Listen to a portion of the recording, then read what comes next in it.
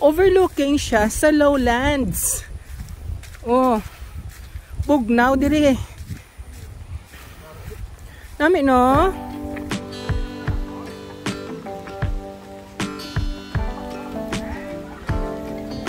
Saka tataguro to. Gani.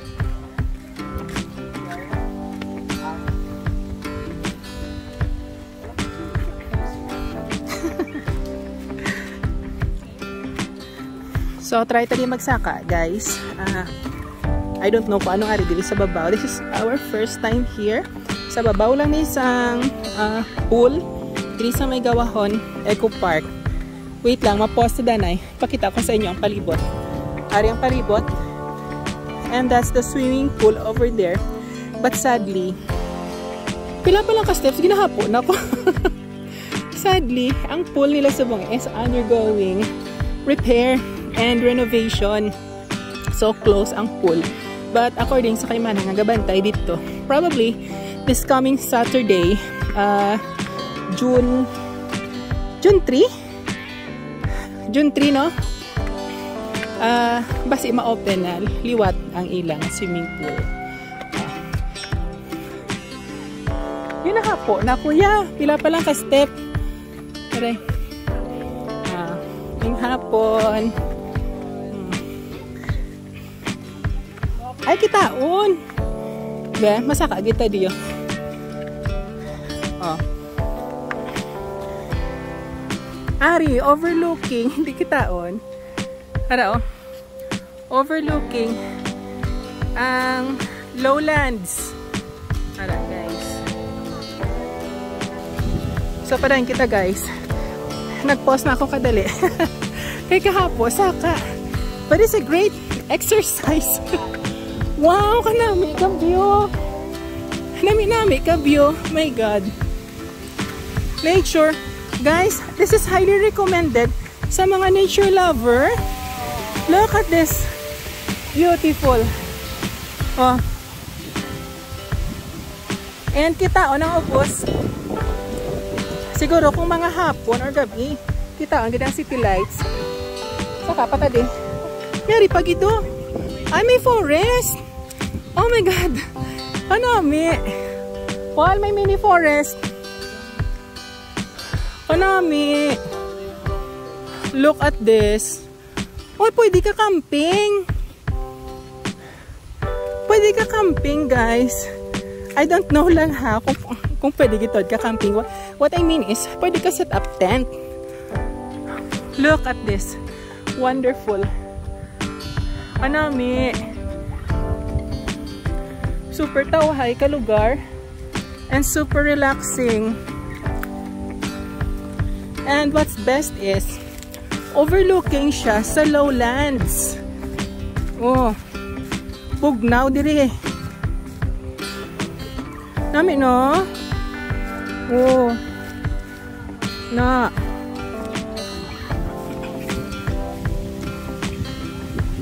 Oh, ato ang pool sa dalom kitaon. Beautiful. Panami, good guys.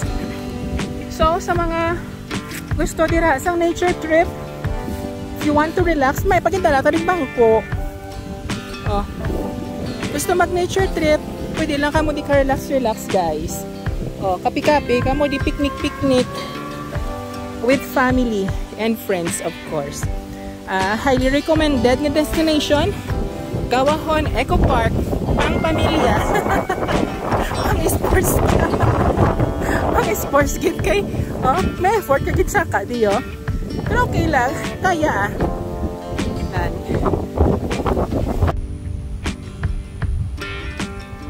So guys, ari kami sa sulod sang forest. I don't know kung ano ni siya nga mga kahoy, but look at this.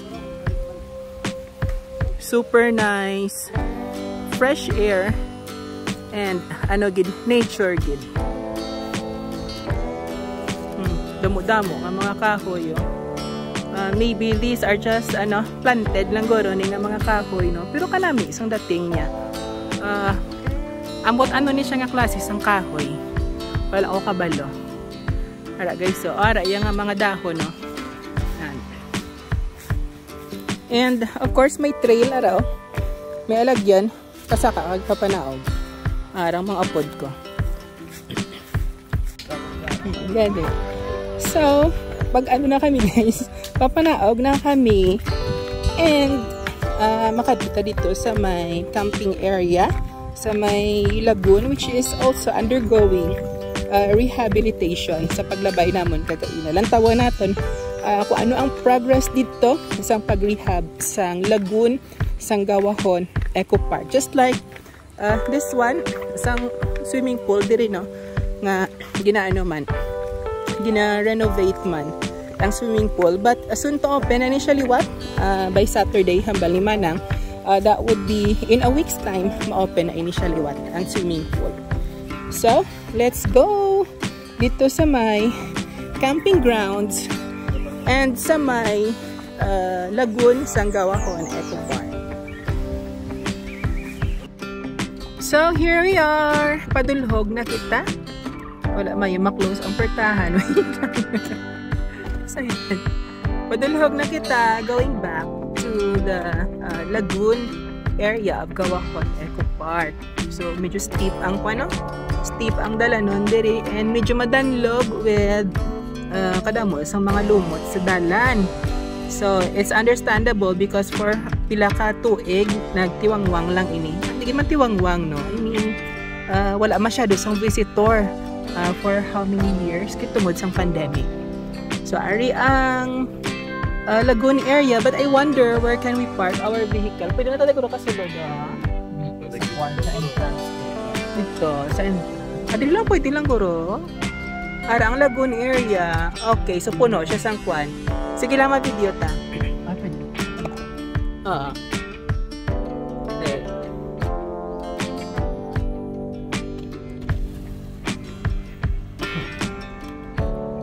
I think amo ng viewing deck. Ay, rao. Wala gid man na ano ang lagoon to. Ay. Ano siya? Damo siya kwan. Damo siya water lily. Oo. Ano padlongon pa na ni Benites. Tapos din ta di. Anyway, tinta. Construction site man na. Ano na diyaw?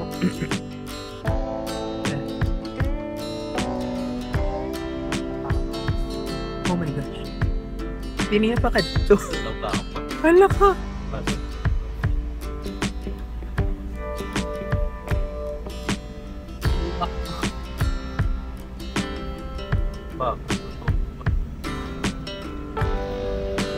Now